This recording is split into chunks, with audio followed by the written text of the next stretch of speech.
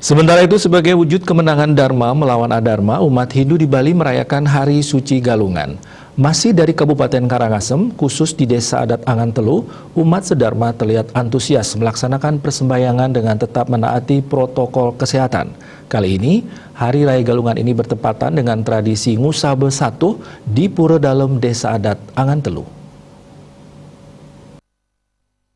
Dungulan dengan penuh rasa hikmah merayakan kemenangan Dharma melawan Adharma, yakni Hari Suci Galungan.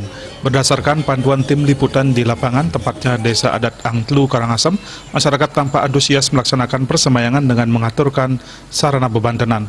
Terlebih lagi, Hari Raya Suci Galungan kali ini bertepatan dengan Karya Ngusabe Satuh yang hanya dilaksanakan setiap sasih Jeste Pinanggal Pangtelu. Tujuan karya adalah mempahayu jagat sebagai wujud rasa syukur kepada Ido Sang Yang Widiwasa. Ngusabe Satuh sendiri hanya dilaksanakan setahun sekali di Pura Dalem Desa Adat Angantelu. Ngusabe Satuh yang bertepatan dengan perayaan Galungan bisa dikatakan sebagai momen langka.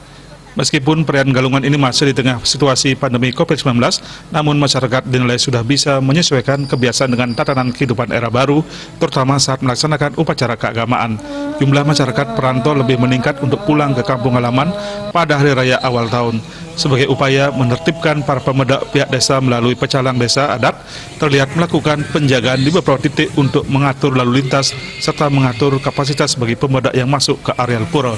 Pemuda juga diwajibkan memakai masker dalam upaya menekan penularan COVID-19 di Desa Adat Angantelu, khususnya klaster upacara keagamaan. Juliano, Bali TV.